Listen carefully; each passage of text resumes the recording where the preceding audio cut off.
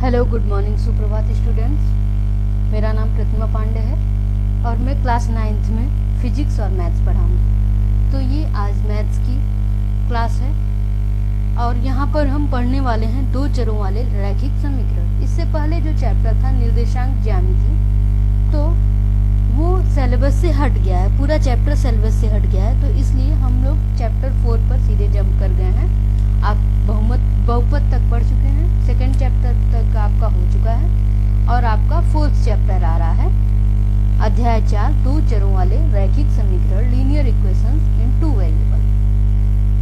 तो ये chapter start करने से पहले हम थोड़ा सा बैक में जाते हैं। क्लास 8 तक जो हमने पढ़ रखा है उसके बारे में थोड़ा सा फ्लैशबैक में जाके कुछ चीज़ें रिकॉल कर लेते हैं, रिवाइज कर लेते हैं, उसके बाद आगे बढ़ेंगे।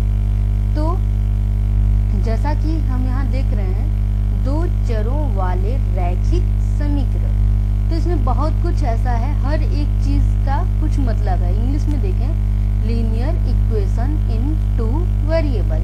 तो वेरिएबल खुद में ही एक टर्म है, equation is also a term, linear is also a term.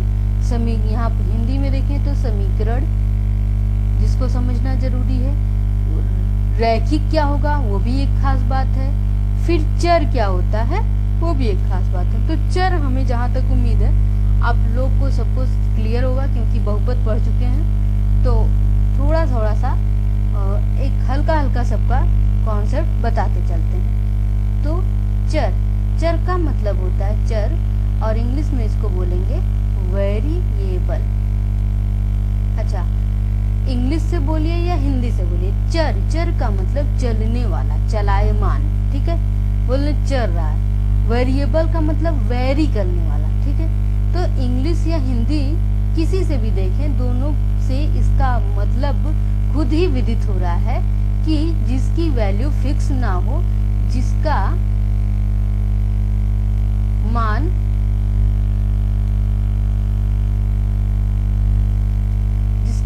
Fix ना हो, क्या कह सकते हैं, निश्चित ना हो।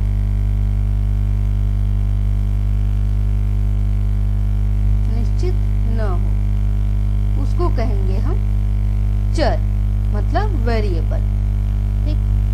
सेकंड आता है समीकरण। रैखिक नहीं, रैखिक पहले लिख दिया है, लेकिन सबसे पहले समीकरण लिखेंगे, बताएंगे, उसके बाद रैखिक क्या होता है उसकी बात होगी। तो नेक्स्ट आता है समीकरण। तो समीकरण का क्या मतलब होता है कि एक ऐसी इक्वेलिटी जिसमें दो मैथमेटिकल एक्सप्रेशंस को इक्वेट किया गया, ठीक है। या ऐसे कह सकते हैं कि एक ऐसा एक्सप्रेशन जिसमें दो मैथमेटिकल एक्सप्रेशंस को इक्वेट किया गया हो। दो मैथमेटिकल एक्सप्रेशन मतलब दो गणितीय पदों को जब बराबर के द्वारा संबंधित कर दिया जाए तो उसे समीकरण कहते हैं। जैसे x + 5 एक गणितीय पद है, इज इक्वल्स टू 10 दूसरा गणितीय पद है, और इनको जोड़ दिया गया बराबर से, तो x + 5 इज इक्वल्स टू 10। ये हमारा एक इक्वेशन हो गया। अच्छा, ऐसा जो है पॉसिबल नहीं है कि किसी भी दो गणितीय पद को हम जोड़ दें तो वो समीकरण हो जाए, ऐसा जरूरी नहीं है। समीकरण के लिए दोनों गणितीय पद का बराबर होना जरूरी है, और वो बराबर होता है, उसकी कुछ कंडीशंस भी होते हैं। जैसे मान लिया कि एक पेड़ है, अब समीकरण बनता कैसे, बहुत ही छोटा सा एग्जाम्पल ले रहे हैं। एक पेड़ है, उस पे कुछ चिड़ियाँ बैठी हुई थी, उसमें से 10 चिड़ियाँ उड़ गई, 10 चिड़ियाँ उड़ गई, और जो बची हैं चिड़ियाँ वो उनका नंबर है 20।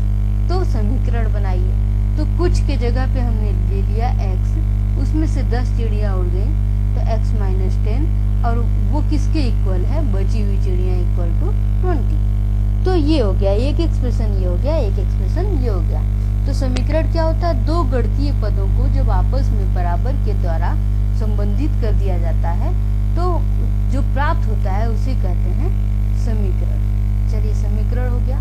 अब नेक्स्ट जो टर्म आता है वो आता है रैखिक समीकरण।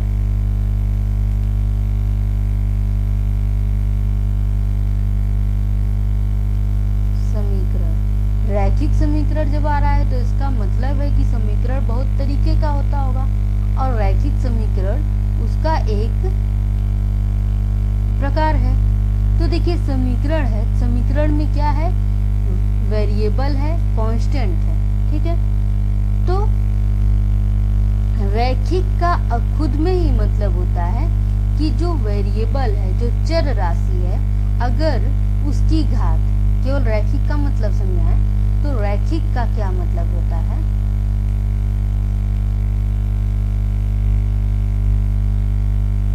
चर की घात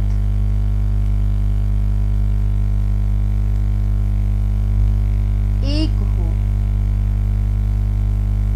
ठीक है, चर की घात एक हो। और अगर मान लिया कि दो चर एक साथ मल्टीप्लाई हैं तो नहीं रैखिक होगा, क्योंकि इसका एक घात इसका एक घात, तो कंबाइंड हम दो घात मानेंगे इसको, ठीक है। तो इसको ऐसे कह सकते हैं कि थोड़ा सा और अगर क्लियर करना चाहें, चर की घात एक हो तथा कोई भी दो चर आपस में कोई भी दो या अधिक चरों का आपस में गुणनफल न हुआ हो, कोई भी दो या अधिक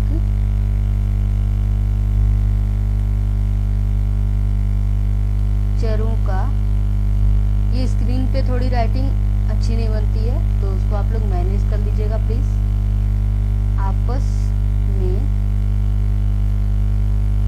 गुणन ना हुआ हो, गुणन न हुआ हो। तो रैखिक का सबसे सीधा सा याद रखना है, चर की घात एक हो। उसके बाद ये थोड़ा सा हाई लेवल हो जाता है, मतलब चर की घात एक हो। थोड़ा सा एग्जांपल ले लें, जैसे कोई एक्सप्रेशन है x + 5, ये भी एक गणितीय पद है, x² + 5x ये भी गणितीय पद है, x² + 9 ये भी गणितीय पद है। यहाँ पर चर केवल x है और x की घात 1 है। जब लिखा नहीं रहता है कोई घात तो इसका मतलब इसकी घात वो 1 है। यहाँ पर चर की घात 2 है, यहाँ पर चर की घात 2 है, तो ये दोनों रैखिक नहीं कहलाएंगे, ये हमारा रैखिक कहलाएगा, ठीक है। अच्छा, केवल 5 लिखा हो तो इसमें कोई चर ही नहीं है, लेकिन रैखिक का मतलब है कि चर की घात 1 हो तो मतलब उसमें चर दिखना चाहिए, तो ये रैखिक, ये भी रैखिक नहीं है।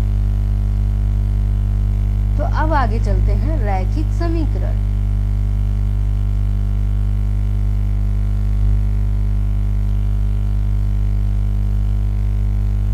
रैखिक समीकरण का क्या मतलब हुआ कि गणितीय पद रैखिक हो और वो समीकरण हो, मतलब x + 5 = 10, this is also linear equation. रैखिक समीकरण को बोलेंगे लीनियर इक्वेशन। x + y = 9, ये भी रैखिक है, यहाँ पर चर की घात 1 है, यहाँ पर भी चर की घात 1 है और दोनों का आपस में गुणन भी नहीं हुआ है। तो जितने भी चर हों हमारे पद में, सबकी घात 1 ही हो, तभी हम कहेंगे कि वो समीकरण रैखिक समीकरण। चलिए, अब फिर नेक्स्ट टर्म आता है हमारा दो चरों वाले रैखिक समीकरण। तो दो चरों वाले रैखिक समीकरण, इसका मतलब कि ये चर से भी हमारा रैखिक समीकरण बदलता है। जैसे अगर हम बोले x + 5 = 10, तो इसमें कितने चर हैं, एक चर, तो इसको बोलेंगे एक चर वाला रैखिक समीकरण। यहाँ पर हो गया x + y = 10, इसमें कितने चर हैं, दो चर, ठीक है, तो ये दो चर वाला रैखिक समीकरण हो गया। x + y + z = 10, इसमें कितने चर हैं, तीन चर, तो तीन चरों वाला रैखिक समीकरण। तो हमें ये जो चैप्टर पढ़ना है, इसमें पढ़ना है दो चरों वाला रैखिक समीकरण, दो चरों वाले रैखिक समीकरण। तो आई होप जितनी चीजें अभी तक बताई गई हैं आपको, चर, समीकरण, रैखिक क्या होता है, रैखिक समीकरण क्या होता है, वो सारी चीजें आपको क्लियर हो गई होंगी। तो अब जो है, जो रैखिक समीकरण पढ़ते थे हम पहले, उसका सलूशन कैसे करते थे ये भी पढ़ चुके हैं। जैसे x plus 10 is equals to 20, तो इसको सॉल्व करने का तरीका हमें पता है कि 10 दोनों साइड सब्ट्रैक्ट कर देंगे और हम इसको लिख देंगे x is equals to 20 minus 10, तो x की वैल्यू आ गई हमारी 10।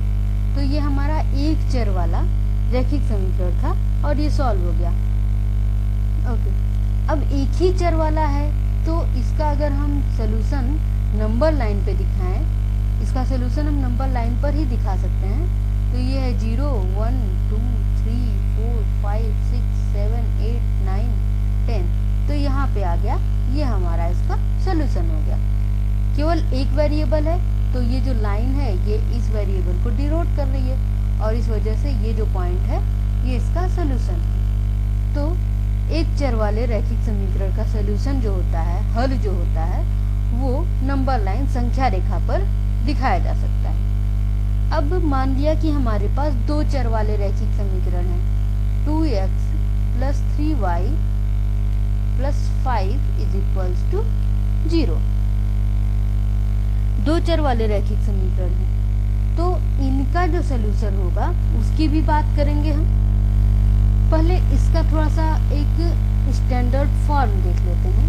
तो दो चर वाले रैखिक समीकरण को हम ax plus by plus c is equals to 0 के फॉर्म में लिखते हैं। ये इसका स्टैंडर्ड मानक रूप है, ठीक है।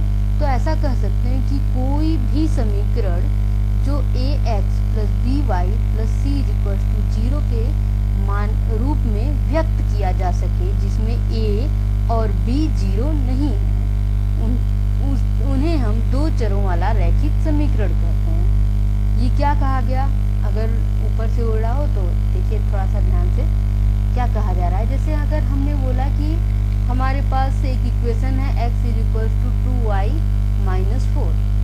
अब इसको हमको क्या करना है, मानक रूप में बदलना है। मानक रूप में बदलना मतलब कि पहला जो टर्म है वो x का होना चाहिए, g है।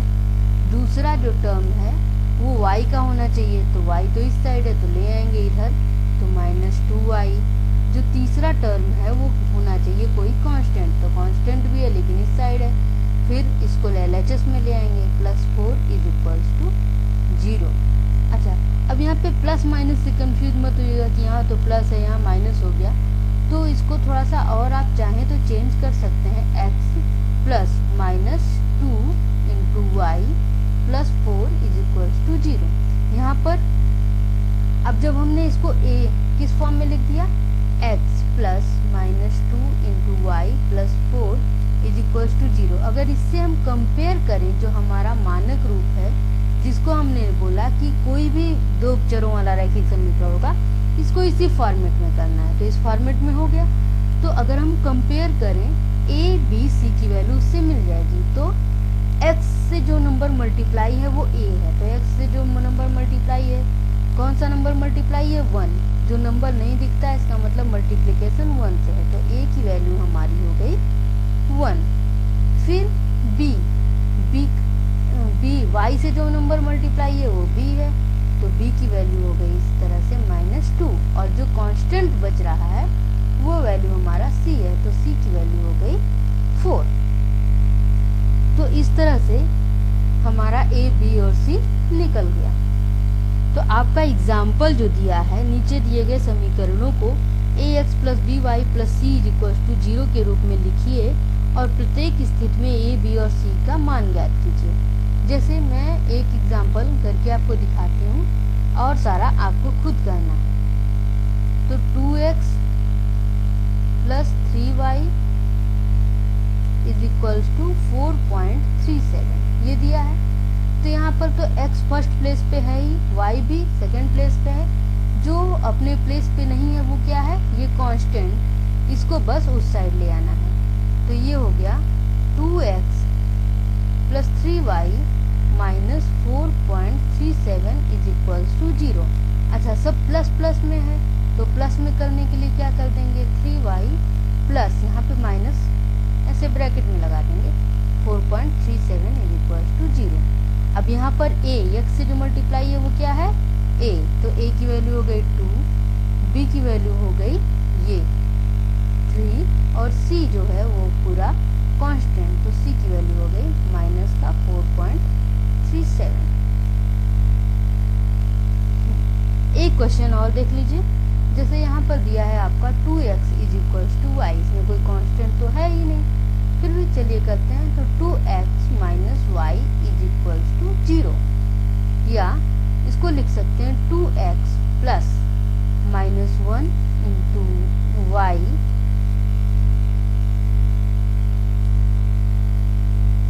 y और प्लस कुछ नहीं है तो इसको +0 लिख सकते हैं, = 0। तो a की वैल्यू आ गई 2, b की वैल्यू आ गई -1 और c की वैल्यू आ गई 0। तो जो भी टर्म नहीं है, c अगर नहीं है तो c की वैल्यू क्या होगी? 0। तो आई होप ये चीज़ आपको समझ में आई होगी।